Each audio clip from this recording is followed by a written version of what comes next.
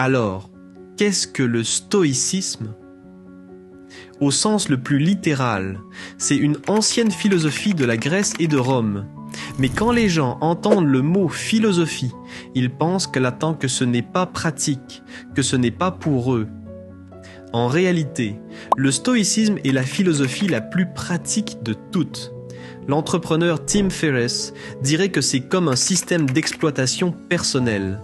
Et je pense que c'est pour cette raison que des personnes comme Marc Aurèle, l'empereur de Rome, Caton, le sénateur qui a défié Jules César, ainsi que de grands écrivains, artistes, entrepreneurs et soldats au cours de l'histoire, ont utilisé cette philosophie.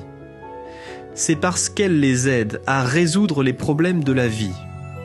Si nous devions résumer le stoïcisme en une seule citation, il serait difficile de faire mieux que Marc Aurèle. Il dit « Un jugement objectif maintenant, à ce moment précis.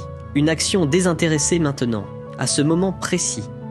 Une acceptation volontaire maintenant, à ce moment précis, de toutes les forces extérieures.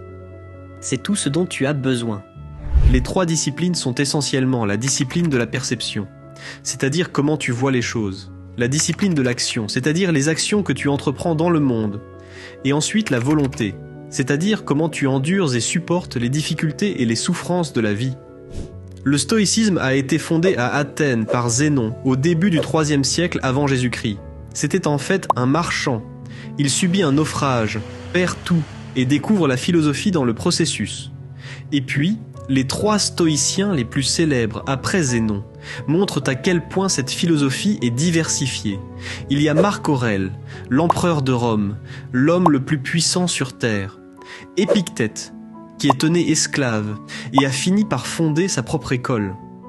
Et Sénèque, le dramaturge le plus célèbre de Rome, mais aussi un conseiller politique et l'un des hommes les plus riches de Rome.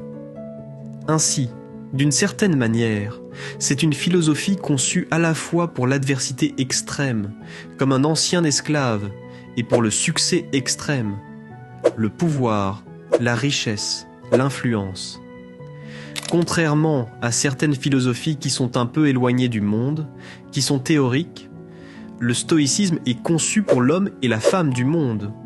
Le stoïcien est sur le marché, au Sénat, sur le champ de bataille.